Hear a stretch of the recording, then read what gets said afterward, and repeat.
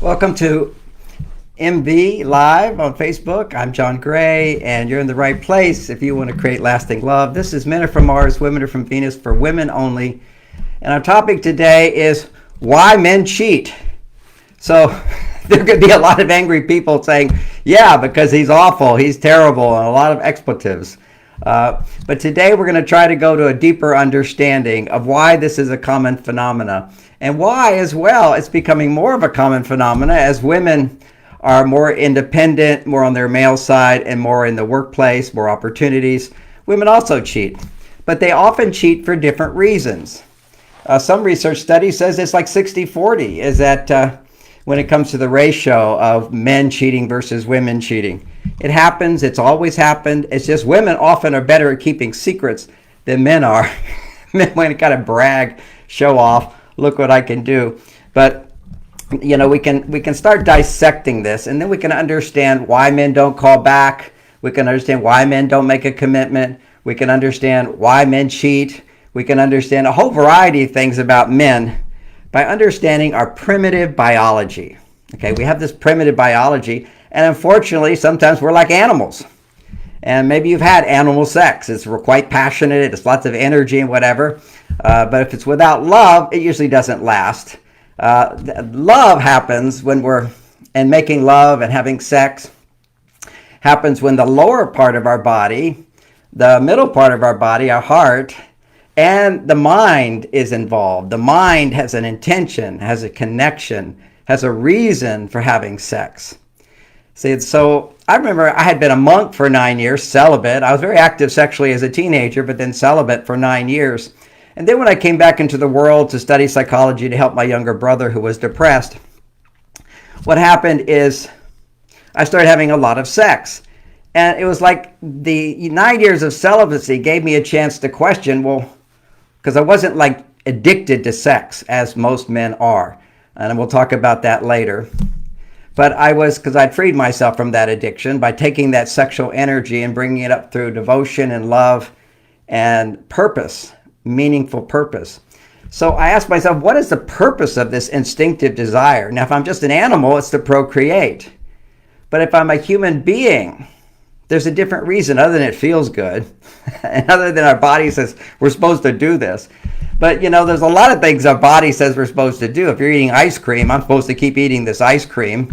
If you're mad at somebody and beating them up in a fight, I'm supposed to kill them. You know, there's a lot of instincts inside of us that just don't resonate with our heart and with our mind. And we want to use our mind to look at why are we doing something. And the bottom line of why we have sex is to share and express love. Sex becomes a way, not the only way, but a way of making love. I'll take a moment now to welcome everybody. I know many people are coming in to our Women Only, Men Are From Mars. You're in the right place. Today's theme is why men cheat. What's going on? Other than you want to throw out all these expletives of how awful they are, or how self-centered they are, or how narcissistic they are, and whatever. We can throw labels at it and be unhappy with men, or we can understand it. Because think about it, if you're upset with men, you're upset with half the world. You don't want to do that. And part of why relationships can be so empowering is that you find a man, if you're a woman, and you can actually open up and share with him and trust him and depend on him and accept him and appreciate him. What you've just done is connected with the whole world. It's a huge amount of energy that comes into you and a huge amount of confidence and power without having to give up your feminine side. So again, welcome everybody as you're coming in. We're talking about why men cheat. And we know there's many, many reasons. I'm going to explain the biological reasons, which helps us to have more of a logical understanding of it, because there's a lot of presumptions and assumptions that we make when a man cheats or when a woman cheats. And when you're a woman and you cheat, you have a reason for that. And generally the reason is that you're not getting what you need in your relationship. Something is missing. And suddenly you have some man who's showing attention and affection, and you're not getting it at home. You start to feel, wow, this feels really good. And since I'm not getting it at home, I deserve to have this. After all, I've done this and this and this, and I'm not getting what I need. And this feels so good. Because there we are. We're back to something that feels really good, just like cocaine. It takes you over. It's an addiction. But men are way more vulnerable to that addiction than women are, just like alcoholism. It's an addiction, but way more men are alcoholics than women. Way more men are cocaine addicts than women. Men are more vulnerable to addiction. We'll explore addiction and why men cheat, put it in that context. But the key thing is when a woman has an affair or even considers having an affair, often what she feels is, I'm not getting what I need in my relationship, and therefore I would consider over here.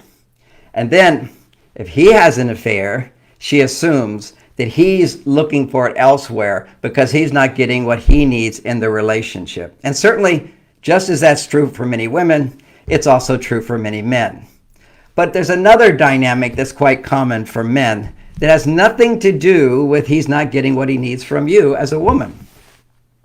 And that's really important to understand, because if a man has an affair or cheats, has a one-night stand, and this is different from he has another wife somewhere, or he has a long ongoing relationship with a woman, that's a different kind of an affair. We're talking about men cheating. He went out, he got drunk, or some woman came on to him, he had sex with her, or he's off on a trip somewhere away, he's feeling horny, he's missing his wife, he's not getting it, some woman comes towards him with messages that he could have it, he goes for it. And even if she's not giving messages, he is interpreting messages. so he goes for it. And of course, he doesn't want to tell his wife because that will hurt her feelings. He knows women feel hurt when that happens. And you could say, well, doesn't he feel hurt if she was to do that to him? Funnily enough, men just don't think that way quite often. They don't have that reflexive thought, which is, well, how would I feel if she did this to me? And the reason they don't or one of the reasons, is when he's having that affair, he's not thinking from the front part of his brain, which can consider another person's point of view. See, there's different parts of our body. There's our instincts. They're just there. You're a guy, you see a woman, you get an erection and you want to take your shirt off, so nobody sees you've got an erection. It just happens automatically. As men get older, less and less because they lose their testosterone. But those erections just pop up. They have no control over it. So when it comes to sex, it goes up or it goes down. We don't have like a conscious control of it. We have to create circumstances. And in those circumstances are ripe, we'll learn about that, then he gets turned on. And when he gets turned on, for a man, the requirement is not that he's not getting what he needs in his relationship. It's not that he anticipates getting what he needs in a relationship with a woman he just had sex with. He's basically lost touch with the front part of his brain temporarily, and he's following his instincts. And men's instincts are to penetrate, to have sex, to make babies. This is the evolutionary factor. It's as if, we look at it playfully, if you're from Mars, your job is to inseminate. Men make enough sperm to make hundreds of babies. Okay, they've got this for it regenerates itself in a few days and it's ready to make another baby, if not 2 or 3 in one evening. There's these stories of men in the past who've had hundreds of children, even in Asia. So our job is, if a woman's in heat, the monkey part of us, if she's in heat, we're supposed to get in there and do the job. And that's the monkey brain. And it's the monkey brain that controls sex. Okay, that's the unconscious mind. It's instinctive. The monkey brain's part of it. Actually, that's more the lizard brain. There's 3 brains. The lizard brain, the DNA we know is the DNA of lizards. And then there's the DNA of the limbic system and the DNA of the prefrontal cortex right up here, which is our human part. Now, if a man is feeling out of balance, where he's not getting what he needs emotionally, basically, he can go out of balance, and connecting with a woman can help him come back into balance. And that then starts awakening his sex drive. It has nothing to do with whether he loves her or looking for a relationship or he's dissatisfied in his relationship. When I say that, it can be sometimes he's fed up in his relationship and I'm just going to satisfy my needs elsewhere. or maybe it's out of compassion. He says, my wife, I love her, I never want to leave her. And this is quite common all the time. I think it's a Height report interviewed so many men who cheated, and almost all of them said, look, I love my wife, she's great, I'm just not getting my sexual needs fulfilled. I love her emotionally, I want a relationship, I don't want a divorce, I just want to satisfy that need, and I'd rather not do it alone. Okay, so it feels much better if you do it with a woman. And what's interesting for men, generally speaking, is people have done research and they see that there's actually much more connection between the sex part of the brain that lights up when you're sexually aroused and the emotional part of the brain. That's for women. They're connected. So when women feel a strong desire for sex, most women, unless she has really low self-esteem, that's a different issue. She's got father issues. Her father wasn't available to her, so now she's seeking to continually win a man's love because deep inside she doesn't feel worthy of that man's love or a man's love. So what can I do to get him? That's a people pleaser, and it's using sex to please men. So subconsciously you go right into feeling sexually turned on to the man, the very man who's unavailable to you. But that's low self-esteem. So let's not look at that for right now. We want to look at this is many dynamics here, because when I talk about these things, people will say yes but, because we're all so different. I love your questions. I'll get to your questions. Selena will send me the questions. I just glanced over at the questions and I saw one, which is, why do men watch porn? It fits in right here. So the dynamic here is, you can see an example of this, which is men care nothing about having a relationship with that woman. And most men, like in the 90 percentile, spend 8 minutes and never return to that one. Okay. See, men are not aware. They're just not aware that the reason I want to have sex is to grow in love. That's something that men have to mature into, and some never mature into. And it's through sex that the energy can come up into his heart.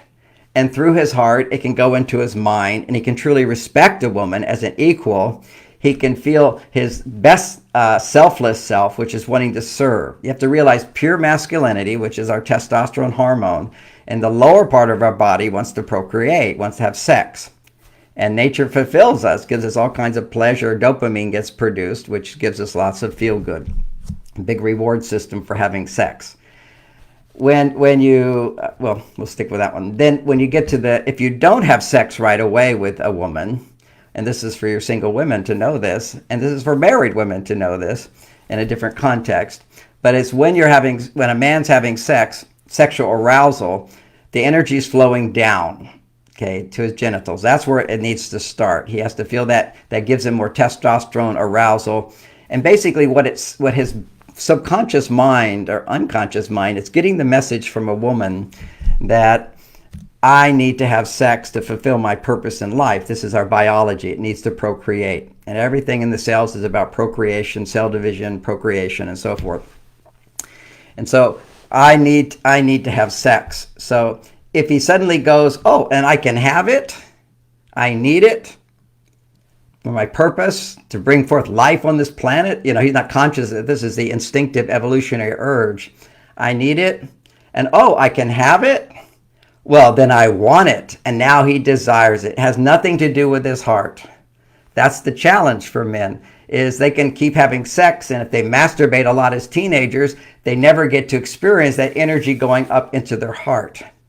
This is why education is so important, because every day learning new things, as well as art and the culture, that brings that sexual energy up into his heart. Culture does, and education does.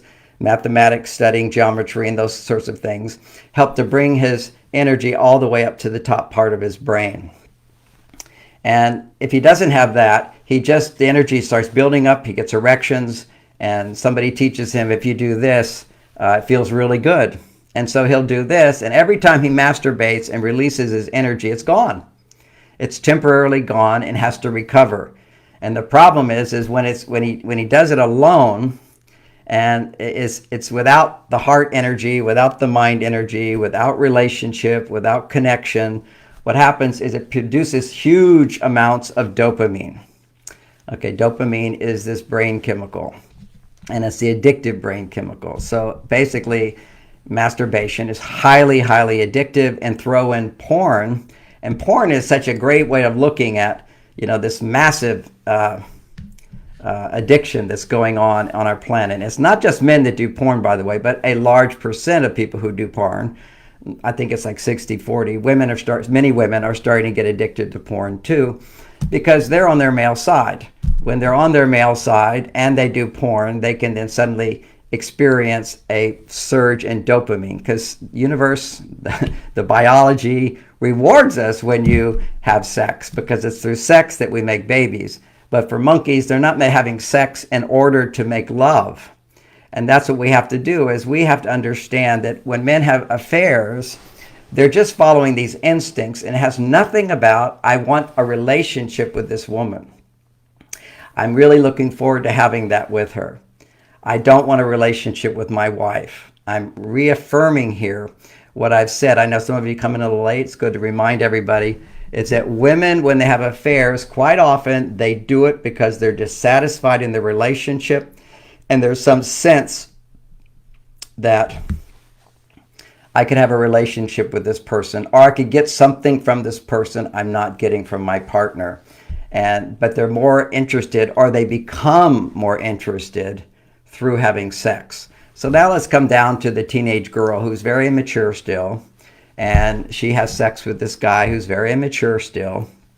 And let's take apart a common experience, which is unpack it so we understand some of the basic dynamics of masculinity and femininity. So in unpacking that experience, I share my own experience. So here I'm this young teenage guy, and my younger sister, a year younger, has a girlfriend who was running away from home, and she knocked on my window. I had the garage apartment, and the house is here, and the garage apartment is over here, a little room that I lived in with a bathroom and a closet. And I hear this little knocking in the night, and I was still a virgin. Oh, I had years of kissing and touching and everything else, but never done the intercourse thing. And then she's knocking on the window, and she said, "Can my friend stay with you?" I said, "Sure." And so she came into the bedroom and she put on a sexy little nightie. She had this little nightie, a sweet 16 nightie, and she got in bed with me. And one thing happened after another, very gently, very sweet, very innocent. We did it. And it was magnificent, because see, for me, I'd never experienced such a surge of dopamine. And as that energy, as that huge amount of dopamine was produced for a brief moment, and again, it's a brief moment, my estrogen levels surge. See, when men ejaculate, their estrogen levels surge. Now, estrogen is that feeling of love and affection and warmth. It rises up. And in that moment, he goes, "Oh my God, this is great." And then he ejaculates, and it's over. Well, when estrogen goes really high in men, it lowers their testosterone. Same thing for women. When estrogen's rising, it lowers their testosterone. But for women, if estrogen goes really high, then their testosterone can come and start to balance with the estrogen. And that's being multi-orgasmic. If she just has the estrogen go up and a little testosterone, she'll tend to, too much testosterone, she'll tend to have one orgasm. But if she's multi-orgasm, the estrogen goes higher and higher and higher, and the testosterone can continue being produced as the estrogen stays high. So there's a balancing effect there. But let's shift from women to men. So for men, estrogen goes up. The way our biology is, as our testosterone goes down. And testosterone is the hormone causing desire. Oh, I can have, then I want, and my testosterone's going up. I'm on a quest. I got to get in there. I got a job to do. And the biology just loves it. You just did what you're born to do on a biological, procreative level. Didn't make love, but ironically, because I'm not just an animal, as the estrogen went up in me, I felt, oh, I'm in heaven. I love her so much. And she's such a nice girl. Okay, just this feeling of love. And let's be clear, it's a feeling of love that men have when they ejaculate, which can be the same feeling they have when they eat some ice cream. I love this ice cream. Some food that they just love to eat. This tastes so good. You love it. So, and women get confused by that, because often when women feel love for a man, they're going to feel like looking forward to a relationship because theoretically he has passed certain tests, or if she has low self-esteem, she imagines she will get that support. So if I can get him to love me, then, I'll have everything he has. I'll share that with him.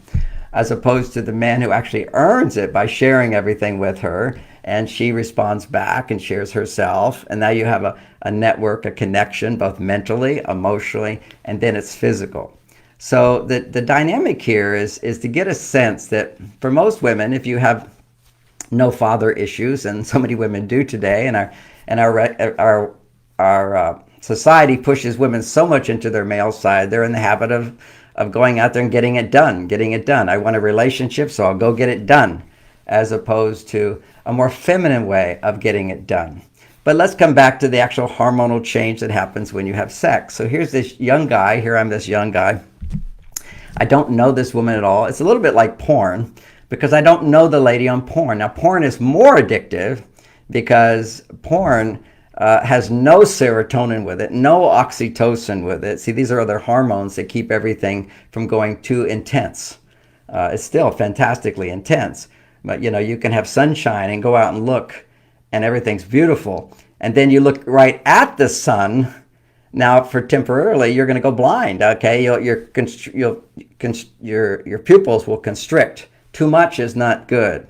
And then what happens when you get this too much is those pupils stay closed. And then you go into a normal room, you can't see anything. It's like darkness everywhere until your pupils open back up again.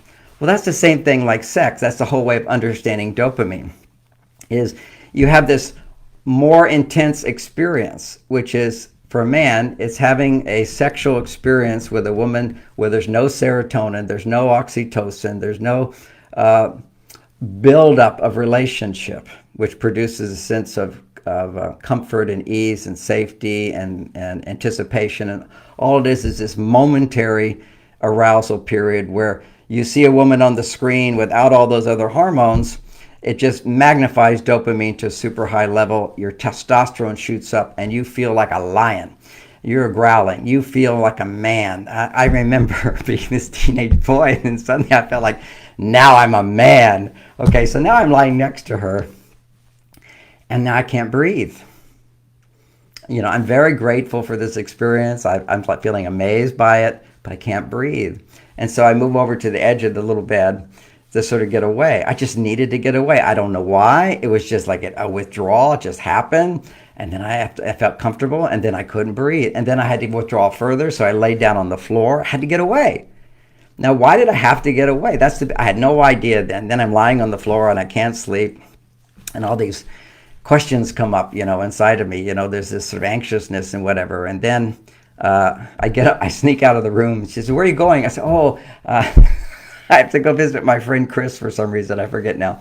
And I got on my motorcycle. I drove to Chris's house and told him all about it. We were all excited about it. Then we had this big philosophical discussion till sunrise on why is sex bad if you don't do it inside of marriage? What does the marriage contract have to do with it? This is foolishness, ridiculous. This was this great experience. But what's interesting is I couldn't be in the same room with her. And that's the equivalent of the guy who makes love to you, has sex, and after a little while he pulls away. Now, I know some of women will have that experience, but it's for a different reason. For him, his estrogen goes up, his testosterone goes down, and he needs to withdraw.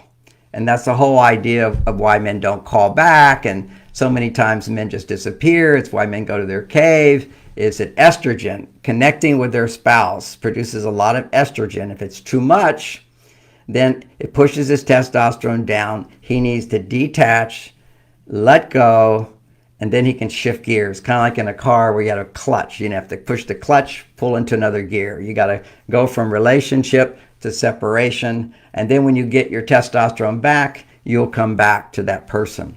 Now, you only come back if you've got a bond with them. So we're talking about how men bond differently and how women bond differently.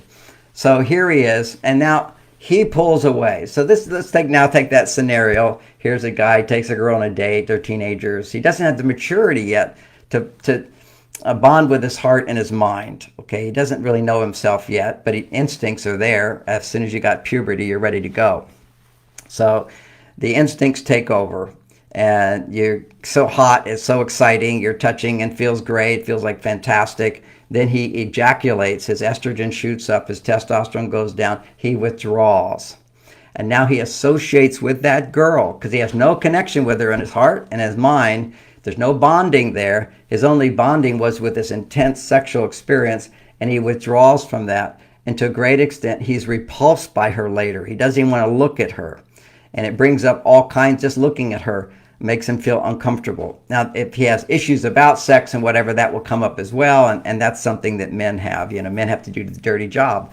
It's like, women are good and they don't want sex. Men are bad because they want sex. Part of that whole mentality is still here. But it's up to the man to initiate, to do the dirty. So we have so many confusing sexual messages because we got instincts going, we got the emotional part of the brain going, and we got the higher intelligence going. So when a guy has sex, he tends to pull away. And if he hasn't bonded with her in his heart, hasn't bonded with his mind, he literally pulls away. And I saw a cartoon where somebody was saying this, I forget who it was, but a woman's asking, does a man really like you less if you have sex with him on the first date? And the man answers, well, the truth is he likes himself more. Because look what I accomplished. There's a lot of pressure on guys to have that, and they feel defeated, like he didn't get lucky or he didn't succeed or he's not a real man. And of course women feel this huge pressure now to compete with other women to have sex. And if you have sex right away, basically he will disconnect and not bond with you. But the problem is for this young teenage girl who had sex, now the guy never calls her, never wants to be around her because he's associated her with the loss of testosterone. He's associated her with the loss of testosterone. Why is that? Because a huge estrogen surge pushes his testosterone down. And what caused that estrogen surge? Pushing his testosterone down. A conditioned response of anything that pushes testosterone down in men is a source of stress. So you're now a source of stress. And instead of being this attractive, beautiful being that he's in love with and wants to connect with and so forth, he flips to the other side. And sometimes it's as simple as he thinks you're gorgeous before having sex, and afterwards he notices your toes. You got a web foot, or your big toe is bigger than the other one, and he's repelled by that. It was an Eddie Murphy film when I saw this. I said, yes, Eddie Murphy. He's explaining it. He's in love with this woman, has sex with this woman. And it's kind of this one where you have sort of cartoon moments. And then he's looking down at her foot, and the big toe suddenly gets bigger and bigger and pulsing and pulsing. He goes, ugh. That's what happens when men disconnect, is if they associated loss with you, now there's not going to be attraction, and then the brain goes into bias and focuses on something negative. Just like if a woman is out of balance, she will tend to focus on little things and make it a big deal. And you do that. He leaves his socks on the floor, and happened to be a day where everything went great and you got lots of energy, and you come home and you go, oh, he left his socks on the floor. Hey, honey, would you put your socks away? I'd like to take a nap. Okay, so it would be very simple. But if 15 things went wrong that day, that's called displacement. Freud explained this. It's basic psychology 101. Not that I agree with everything Freud said, but he made the basic observations that gave birth to much of psychology today. And that is displacement. Displacement is if 10 things happen, I'm going to react to this one thing much stronger than if I reacted normally. And therefore, what we men would do is say, well, that's an overreaction. And then that would minimize women. And so that became politically correct. Politically incorrect. You can't do that. But it is reacting more than you would have reacted if you'd had a good day. Now, theoretically, if you understand the whole thing, she's not overreacting. She's just taking all her emotional tension and putting it on one thing, which is, from one point of view, his point of view, clearly an overreaction. So a nicer way of understanding this, because there's a tendency if you're wrong and you're bad and you're crazy, because men would use it that way because they didn't understand it. You see, for women, you need 10 times more estrogen than a man just to feel well-being, 20 times higher than a man to fall in love. And here you are at this time of doubling your estrogen if you have a climax with a boy. And again, in your mind, to a certain extent, you're feeling like he really wants me. And you have the experience of, I really want guys if I want to have a relationship with them. So you'll see so many women today, well, always, basically women are looking to have a relationship. They're going to have a baby. So let's just think about evolutionary biology here. If you can only make one baby, it takes 9 months to make it. You want to be sure that whoever you make that baby with, that they stay with you and protect you and help you at a time when you're most vulnerable. See how that makes sense? So she has all these protections up. It's a huge, huge responsibility to have a baby. So she's got to be careful who I have sex with. For a guy, it's just this urge to where if it's available and I can do it, bring it on. And then as you get out of your instincts into your heart more, then you begin to realize the purpose of sex is to make love, to share love. Actually, the purpose of sex is to share love, to then make love, to awaken your creative juices. And you can make love if you approach sex from the point of view of having a relationship. So the theme that I want to repeat, if for a woman having sex is because, generally speaking, you want to anticipate having a relationship. And for some women, modern women today on their male side, that's not always the case. But generally speaking, for most women, it's, oh, I find that man interesting. And, oh, what could he do for me? Or maybe he does some things for me. And then you feel the sexual arousal and you want to connect with him. You bonded with him. And he's bonded with you in his heart and his mind because you took some time. Then when his testosterone shoots down, he has no bonding with you at all in that moment. But in his heart, there's still some bonding. In his mind, there's still some bonding. So he still has this feeling of appreciation for you, respect for you, caring for you, understanding for you. This is like these basic connections, not just from the sex side. So here she is, having imagined being with this guy, feeling her heart opening, anticipating, oh, now I have a boyfriend and we're going to be closer. We did the deed. And now